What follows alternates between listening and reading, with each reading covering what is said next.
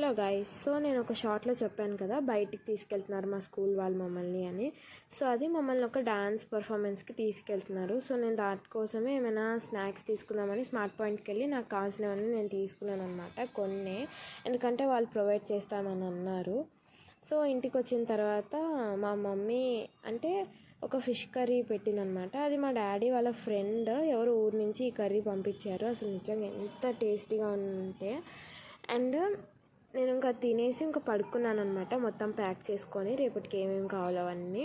And next day మమ్మల్ని 5:15కి స్కూల్కి రమ్మన్నారు. సో నేను ఆల్మోస్ట్ లేట్ అయిపోయింది. అంటే నేను స్కూల్కి వెళ్ళంగానే బస్సు ఇంకా కదులుతుంది, ఆ టైం నేను వెళ్ళి ఇంకా గబగబా ఎక్కేసాను అనమాట. అండ్ నెక్స్ట్ మమ్మల్ని ఇంకా అక్కడికి తీసుకెళ్ళిపోయారు స్పాట్కి. సో అది ట్యాంక్ బండ్ పక్కన, అంటే ట్యాంక్ బండ్ దగ్గర అనమాట. నాకు కరెక్ట్గా ప్లేస్ తెలీదు. సో అక్కడ అంబేద్కర్ మ్యూజియం కూడా ఒకటి ఉంది, అంటే అంబేద్కర్ స్టాచ్యూ ఒకటి పెద్దగా. అండ్ మేము అక్కడ వెళ్ళంగానే ఇంకా కొంచెం వెదర్ వర్షంలాగా అనిపించింది, అండ్ వర్షం కొంచెం పడింది కూడా. అండ్ వీళ్ళందరూ ఇక్కడ మ్యారథాన్కి వచ్చారనమాట. సో నాకు తెలియదు అసలు ఇక్కడ మ్యారథాన్ జరుగుతుంది అని. జరుగుంటే నేను మ్యారథాన్లోనే పార్టిసిపేట్ చేసేదాన్ని. బట్ హౌఎవర్ నేను ఇక్కడ ఒక అమ్మాయి ఇక్కడ ఒక 8 or 9 years ఉంటుంది. ఆమె భరతనాట్యం ఎంత బాగా చేస్తుందంటే ఐ వాజ్ అమేజ్డ్.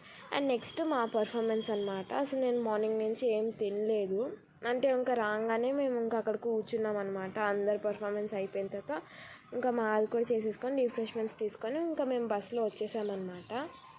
సో ఇది ఆల్మోస్ట్ మేము 5:15కి వెళ్తే మళ్ళీ మేము రిటర్న్ స్కూల్కి ఒక 10 or 9 అలా వచ్చేసామన్నమాట.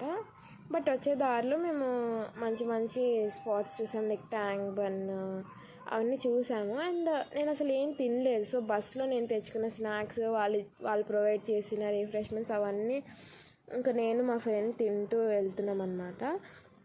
అండ్ నేను వేలోనే డాడీకి ఫోన్ చేశాను అనమాట. ఎందుకంటే డాడీ అన్నారు స్కూల్కి వచ్చే ఒక 1/2 hour or 15 minutes ముందు నాకు ఫోన్ చేయి, సో దట్ నేను అక్కడ బిఫోరే ఉంటాను అని మా డాడీ చెప్పారు. సో నేను ఇంకా ఫోన్ చేశాను అనమాట. అండ్ నేను మా ఫ్రెండ్స్ మంచిగా డ్యాన్స్ ఎలా అయింది అంటే మా ఎక్స్పీరియన్స్ మేమిద్దరం షేర్ చేసుకుంటున్నాం అనమాట.